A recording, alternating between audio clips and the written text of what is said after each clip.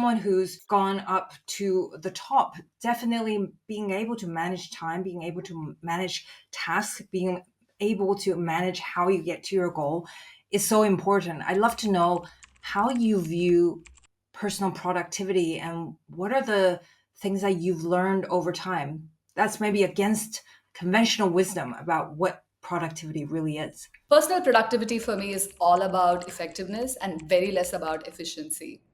So, which is where what matters to me is what are my goals? What am I doing, towards those goals? So, am I doing the right things? And then comes, am I doing it right? So that's how I measure personal productivity. So for me, a day well spent is a day that I spend, time on doing things that really align to what I want to be and who I want to be. And a state of like being in the flow and really feeling satisfied and accomplished at the end of the day is what I strive for. Conventional wisdom, I think what I see generally, I think something that I do differently is that I try not to be very busy. I don't think being busy is the best thing.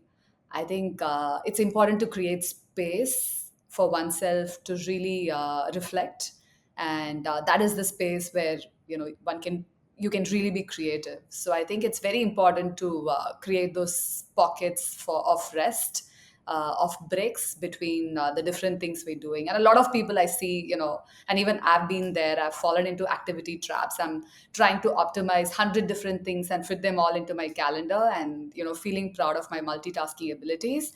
But I've left behind those days, and I try to really look at ruthless prioritization in terms of what are the things that align to my goals, and where do I need to spend time. And I'm able to like cut down a whole lot of things from my list of to dos because they're not aligned to what I need to do.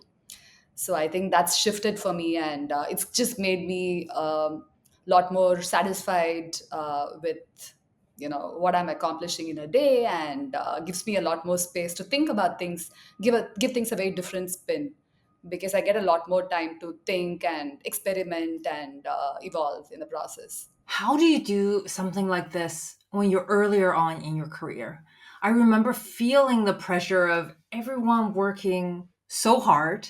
And even though I know it's busy work, it felt really bad to say, okay, well, obviously everyone, we're not really doing something productive here.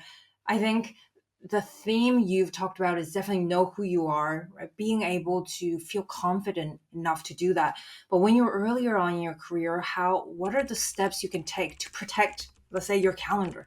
How do you communicate it, let's say, to your managers or your team so that you don't lose the relationship with them, but still be able to achieve what you want as well? I would offer three things there. Number one, to be able to look at, let's say, one's calendar and to be able to figure out what are the things that can be done differently. I think, it's very comfortable for us. Human mind likes routines, and it's very easy for us to get into a routine of this is the task and this is how I do it, this is the time required, and let me move on to the next one.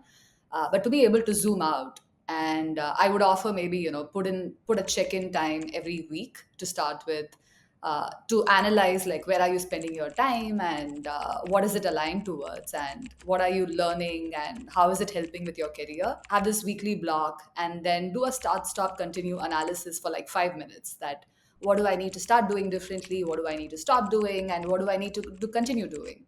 I think that could be a good exercise to really be mindful of where you're spending your time and how can you do that better. I think the second piece I'll offer is also extending this to like slightly longer horizons of time, having a monthly block, having, let's say, a quarterly block, being able to reflect and creating these, moments of reflection, and asking these questions about where you're headed, to be able to look at what's the direction, what's the trajectory, what you're doing well, and what can you do better. I think that goes a long way in boosting your personal productivity, and for you to then really examine that, is this the best use of my time. So I think also anchoring it on a mindset, right? The final point that I'll offer is your time is your most precious resource.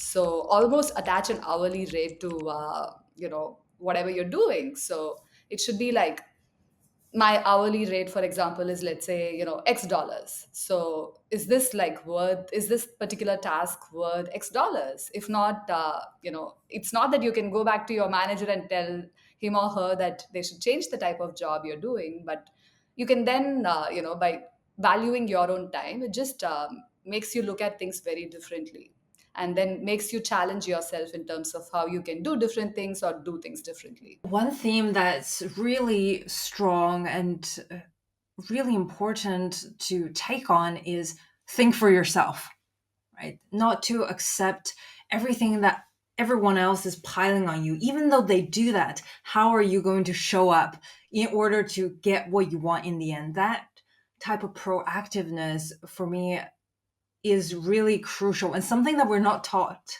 I think thinking back to school, the best students were the ones who said yes to the teacher whenever things happened. And so when we're in the work environment, a lot of us become the yes person who says, okay, if you want me to do this, I will do this. And we forget about who we are. And what you're saying, Radha, is one, you need to know who you are, right? Work is not a separate entity. You have to figure out where you want to go and make sure work brings you there, as well as whenever other people put us in a situation that's not helpful, we need to be able to reflect. We need to be able to point out exactly what's not working and not just to blanketly say, oh, well, this is not working. So I don't know, I need to blame someone about this. I think that sense of self awareness and that sense of proactiveness and agency really seems to be a theme. Oh, absolutely. And, kudos for identifying that as a theme, because definitely I think